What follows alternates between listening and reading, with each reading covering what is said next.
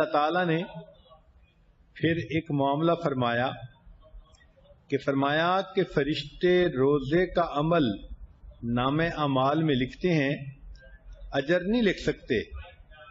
فرمایا الصوم لی وانا اجزی بہ، روزہ میرے لیے اور اس کا اجر بھی میرے ذمے۔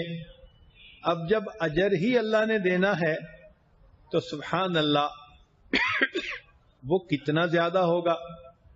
اس لیے کہ ہر بندہ اپنے مقام کے مناسب دیتا ہے۔ فرض کرو کوئی سائل اگر مجھ سے مانگے تو ہو سکتا ہے کہ یہ عاجز اس کو 10 روپے دے دے، امیر بندے سے مانگے وہ 100 روپیہ دے دے، وزیر سے مانگے وہ ہزاروں دے دے، اور اگر سعودی عرب کے بادشاہ سے مانگے تو وہ تو لاکھوں میں دے گا، اس کو تو ہزاروں میں دیتے ہوئے بھی حیا آئے گی۔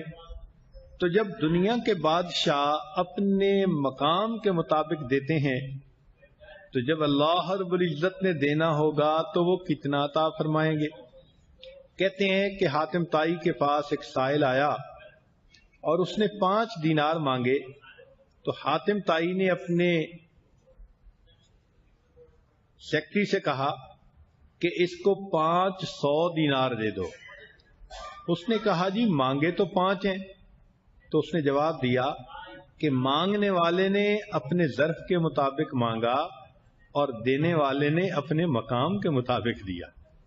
جب دنیا کے سخی کا یہ معاملہ ہے تو ہم کیا سوچتے ہیں اس پروردگار کے بارے میں کہ خزانوں کی کنجیاں جس کے ہاتھ میں ہے، جب اس نے اجر دینا ہوگا تو وہ قیامت کے دن اپنے حبیب کی صلی اللہ علیہ وسلم کی امت کے گنہگاروں کو کتنا اجر عطا فرمائیں گے۔